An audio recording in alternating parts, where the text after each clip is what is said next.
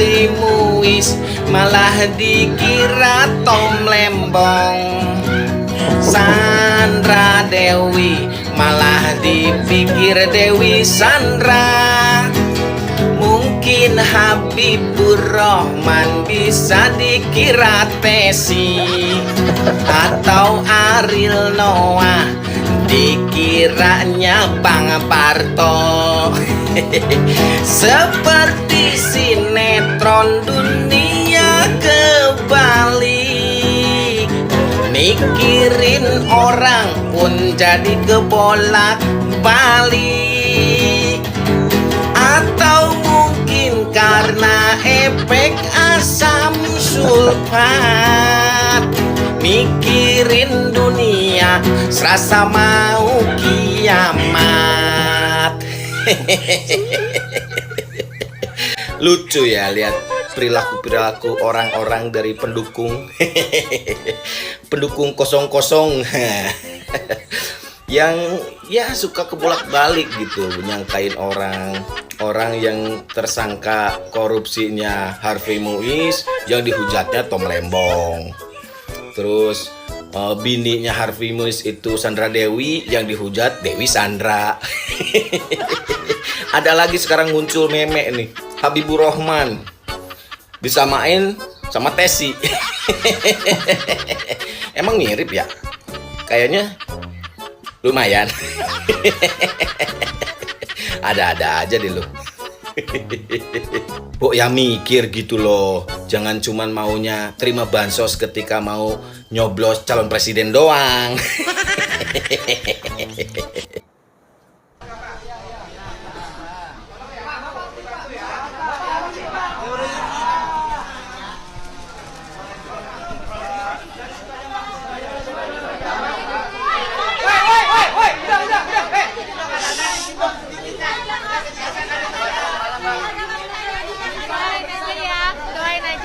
Jangan bikin berita-berita yang tidak benar.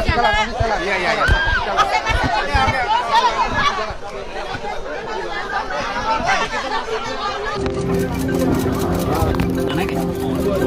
Belum itu. Sandra.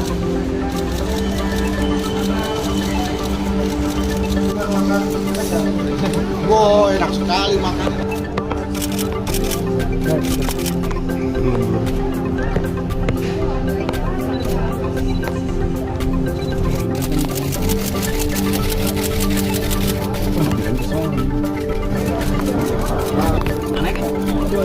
Belum itu. Oke guys, ya itu tadi kedatangan Sandra Dewi ya untuk diperiksa di kantor Kejagung ya, seperti yang teman-teman saksikan tadi. Kedatangan Sandra Dewi dihiasi dengan senyumnya yang manis ya, senyumnya yang cantik dan menawan ya. Lalu kemudian Sandra Dewi meminta doa kepada netizen untuk memberikan kekuatan kepada dirinya dan memberikan kesabaran kepada suaminya ya. Silakan ya teman-teman, jika ingin mendoakan yang terbaik untuk koruptor ya monggo. Gila, gue bener-bener salut sih sama kakak satu ini, ya ampun. Maksudnya salut, berani banget gitu, nggak pakai kacamata hitam, nggak pakai topi hitam, berani tebar senyum. Artinya apa pemirsa? Artinya dia udah tahu ini akan happy ending. Ini lagi nih lebih gilanya, kayak ya ampun, benar-benar membakar emosi netizen Indonesia termasuk saya ya. By the way, buat kalian yang bilang katanya gue lebay gitu, itu kan cuma korupsi. Eits, ini bukan cuma korupsi. Lihat video ini, betapa rusaknya alam Bangka ya. Nih lihat nih dari atas.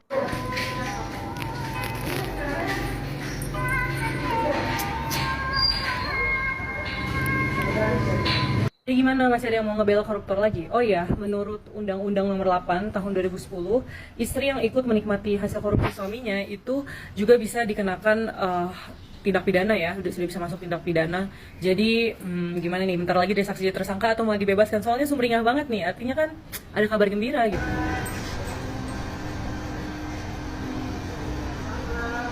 Surat terbuka buat Sandra Dewi ya. kamu udah berani ya muncul ke media, tapi gue itu kagak sudi banget ngeliat lu dada ngacungin jempol tawa-tawa. Ih, nggak suka banget gue. Udah buruan, lu belum transfer duit ke gue ya, belum transfer duit ke gue, di buruan duit laki lu tuh yang tuh 271 triliun, gue yakin tuh ada di mana-mana tuh lu taruh ya. Udah cepetan lu transfer dulu duit nih ke gue, ke semua masyarakat ya. Buat lebaran Sandra ngerti kagak buat lebaran? Lu tahu lebaran kagak Sandra? Lebaran buat lebaran.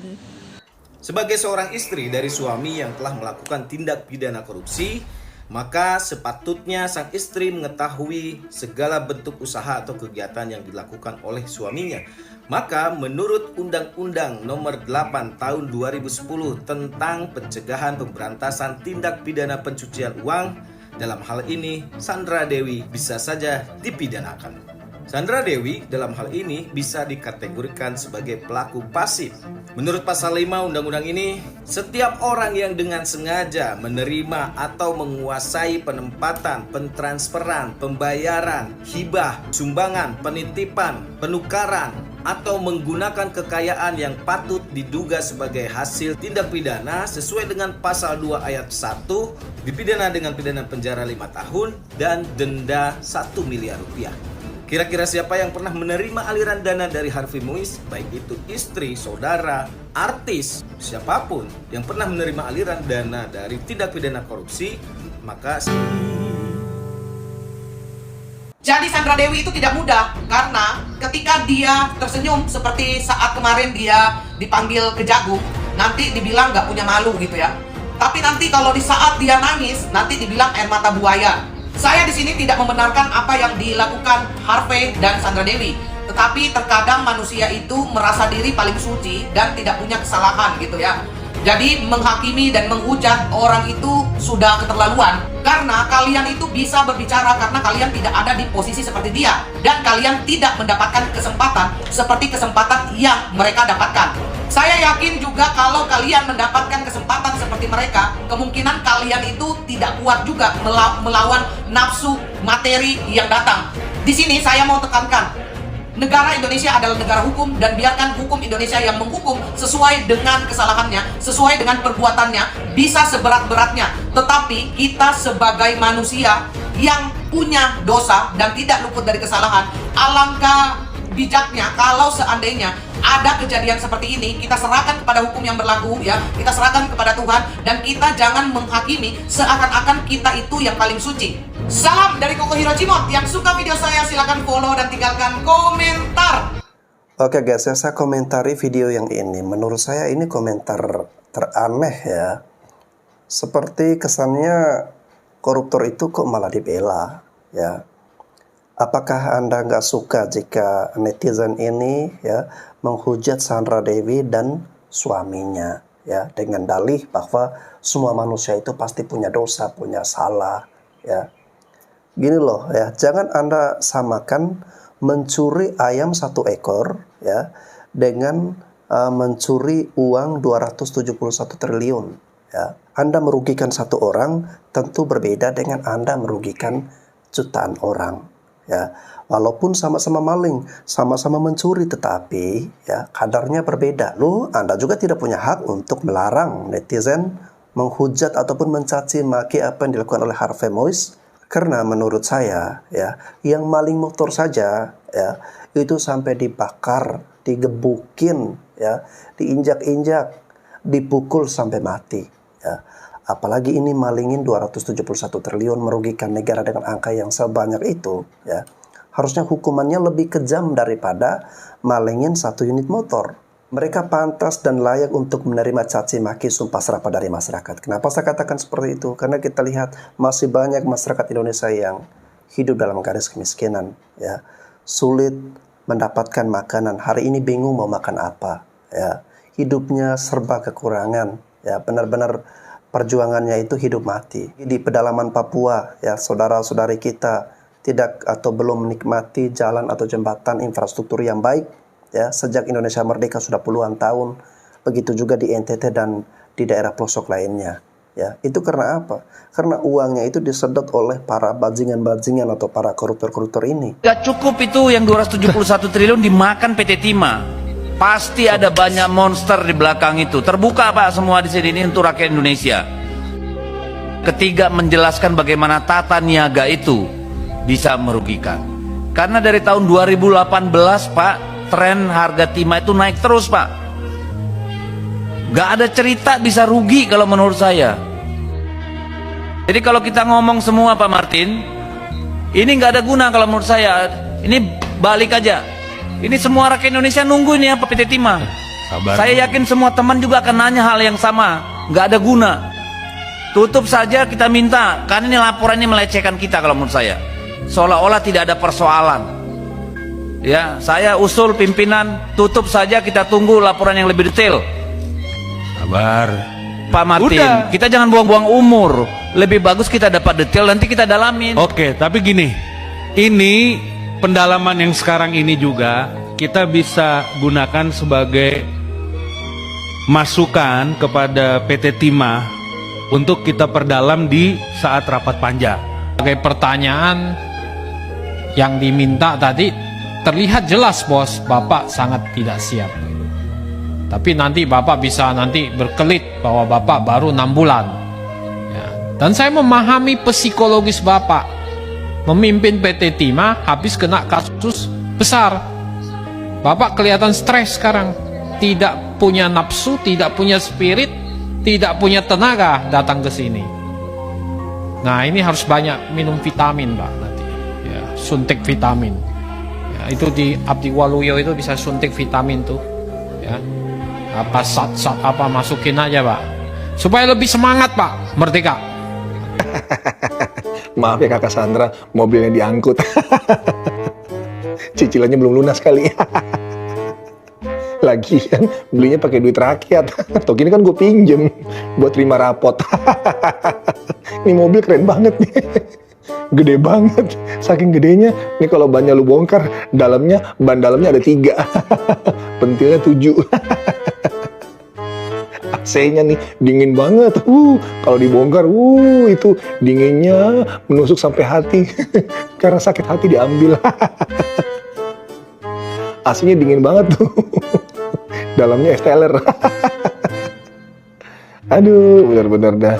Udah dibilang nggak usah lah pakai mobil-mobil mewah, pakai apaan saja, Ayla aja udah paling bener. Yang penting kan jujur. Lagian mobil mahal-mahal. Hasil korupsi nih kalau misalnya ketemu busway nih, busway-nya hormat. Halo kakak pertama.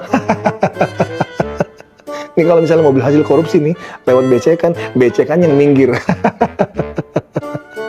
Sabar ya kakak Sandra. Udah. Negetek kan negetek. Tapi getek diceperin. Pasti paling banyak yang sering ketukar Sandra Dewi sama Dewi. Oh itu dari zaman dulu. Kita sampai panggung aja, semua orang tuh masih salah ngomong, salah manggil. Iya. Kita Dewi Sandra. Iya, gitu. Dewi Sandra Dewi. Kita satu iklan dulu, satu produk, kita di panggung sama-sama. Kliennya aja salah panggil. Bolak-balik ya. Tapi kita itu pasti sengaja. Karena sengaja namanya ya? sama. Karena namanya mirip kan. Makanya kita dua-duanya aja gitu. Enggak. Mereka ini kayak sering salah juga sih, orang sampai sekarang pun masih salah. Banyak ya, aku kan sama namanya Sandra. Tapi banyak banget yang panggil Mbak Dewi. Oh, ya udahlah. Tapi sekarang sih kayak ya udahlah ya, namanya juga. Tapi kan nggak salah juga kan namanya Sandra Dewi gitu. Iya, tapi Dewi itu sebenarnya nama belakang doang. Gitu. Tapi dulu pengennya lebih panggil saya Sandra gitu. Sandra gitu. Sama kayak gue dulu panggil Ayu Dewi. Mbak Dewi. Gue panggilnya Dewi. Ayu kali. Sampai kayak kok gue manggilnya Dewi. I don't know why, but ya. Karena dua-duanya mungkin nama depan kali ya. Iya benar. Iya, two first names. Benar. Luna Maya tapi orang nggak panggil Maya kan? Ada kan? Ada. Oh, Mbak Maya. Masih mending Mama ya. Mbak Bulan juga banyak. Oh iya. Namanya pada Luna ya. Iya, awalnya agak lucu gitu. Lama-lama Mbak Bulan. anak aku itu bangun tidur, makan, mandi, minta jalan-jalan. Udah pasti jam 10 pagi, teng. Sebelum pandemi kita selalu ke mall jam 10 pagi. Jam 10 pagi baru udah ke mall. Habis itu sore-sore biasa ke taman, habis itu malam ya balik lagi ke mall sampai jam 9 malam. Itu sebelum pandemi ya. Anak mall dan anak ya dia semua playground mau. Misalnya ada permainan apa mau. Lihat Coba. di TV ada apa mau. Sandra Dewi mall mana yang belum? Coba Semua mall udah. Mall mana yang belum? Gila, pokoknya jam 10 pagi tuh aku udah ada di mall-mall Jakarta bawa anak. Gampang ya cari Udah Sandra ya? gampang. Ke mall mana nih? Anak mall. Terus sore biasa ke taman-taman gitu. Jadi aku cari tempat permainan yang outdoor. Mereka suka di outdoor juga. Makanya pulang-pulang di serangga, nyamuk gitu. Cuma ya anak cowok kan. Emang kalau anak cowok itu emang suka pergi gitu.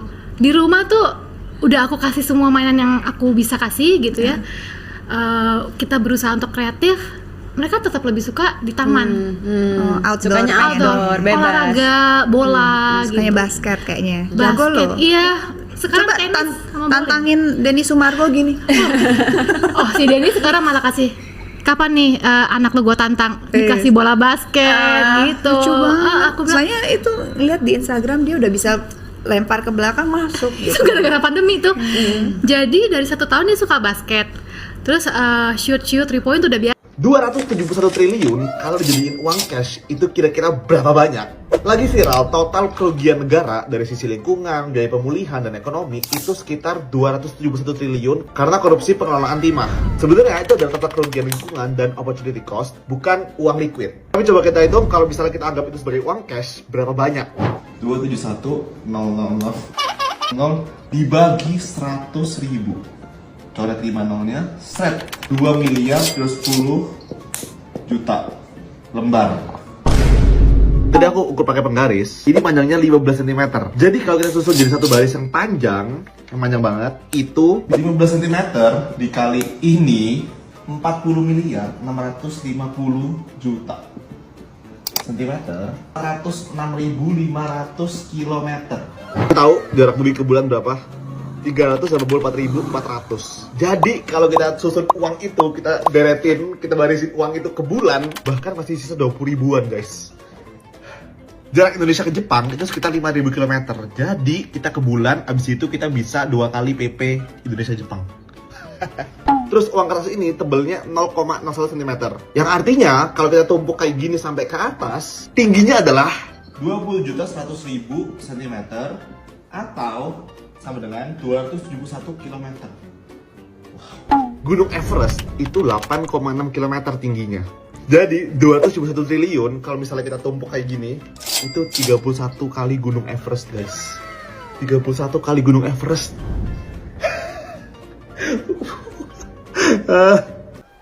Kasus mafia tanah di Bangka, Kejati sebut banyak pihak terlibat termasuk beberapa pejabat. 271 triliun belum kelar.